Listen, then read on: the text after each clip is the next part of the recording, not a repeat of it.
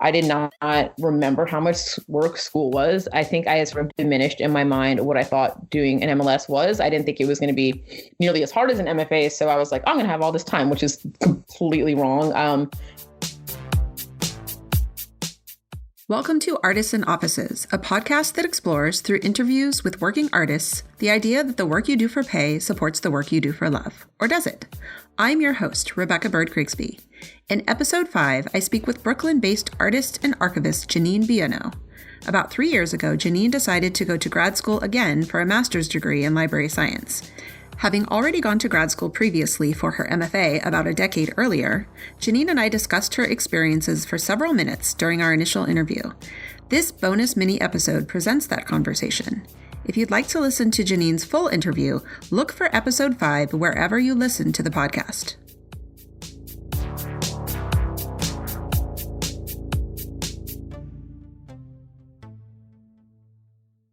So less time to work, but it's been really, really interesting. So just to back up though for a second, were you getting kind of pressure from your job to do this, or you just felt like this was like the next logical step if you're going to continue doing this work? Yeah, that. Talk a little bit more about how you came to that decision. Was it when you transitioned jobs? Yeah, so I knew for several years into the role before this, the role at the architecture office, where I wasn't really just strictly an archivist. I did the publications, the exhibitions, I prepared all the lectures, as well as sort of oversaw the archives and the collection management for both the studio and also the things that had been produced over the years. The architect I worked for is a very well-known guy who was very famous for making these watercolor paintings. So there was also, and he also had an incredible art collection. So there was so much stuff. It was a crazy place to work, but it was a very, very interesting job. There was no pressure from there, nor was there pressure from when I started working at Noguchi, but I was very aware pretty much the entire time I was working for the architect that there was this other thing that I should have probably pursued if I'm trying to backtrack a little bit to explain this, because a lot of people call themselves archivists, and I don't want to sound super uptight about this. There's a lot of people that refer to sort of what they do as archiving.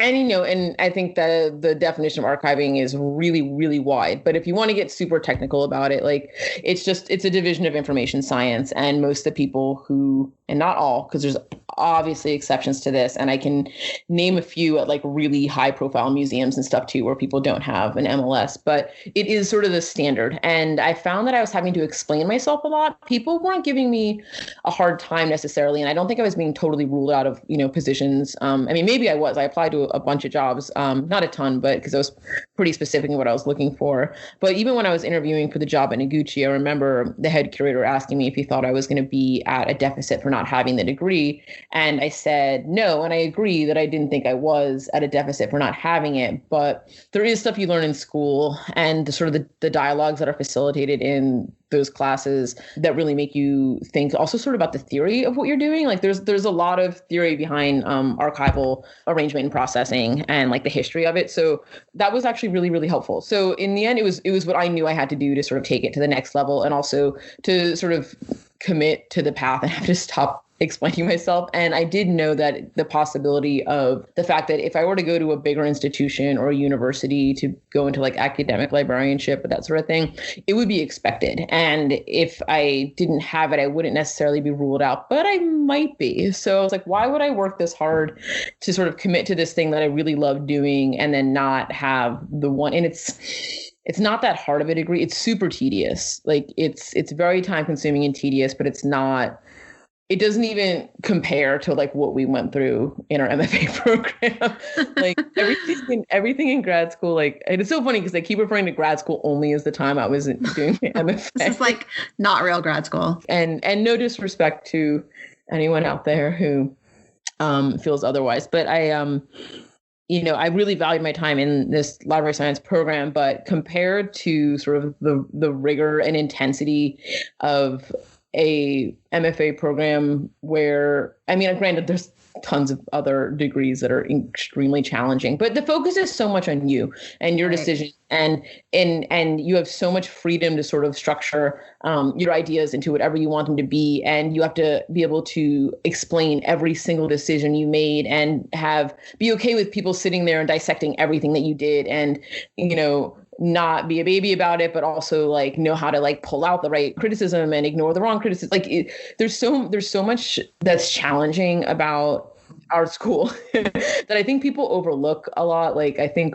a lot of people romanticize what art school is, and they think that it's this like fun free for all, but truly one of the most challenging things I've ever done in my life. Like it's so much work. And if anything, it just makes you insanely resourceful because you have to be your own project manager constantly. And this version of grad school is just like fulfilling assignments. Like I get to direct things into the areas that I'm really interested in exploring, but it's all assignment based, like everything. So I write a lot of papers. It's just, I feel like I just like write them in my sleep at this point. So, but I have been able to like, focus it on stuff that I was really interested in. That part's been good. I've been able to take classes that if I had done the degree 10 years before, I would have never experienced. Like, being able to take a class now in, digital preservation, for example, is nothing like what it would have been 5 years ago. The conversation, the landscape of that topic in particular is changing daily. So being able to take it and apply it right now as I am currently building digital collections is kind of incredible. So like Artists and Offices is produced and edited by me, Rebecca Bird Grigsby. Intro music is provided by Mr. Neat Beats. Show notes and additional episodes can be found at artistsandoffices.com. If you enjoyed this episode, please consider subscribing to the podcast on iTunes and leave the show a rating or review. This will help the podcast connect with even more artists and offices. Thank you so much for listening.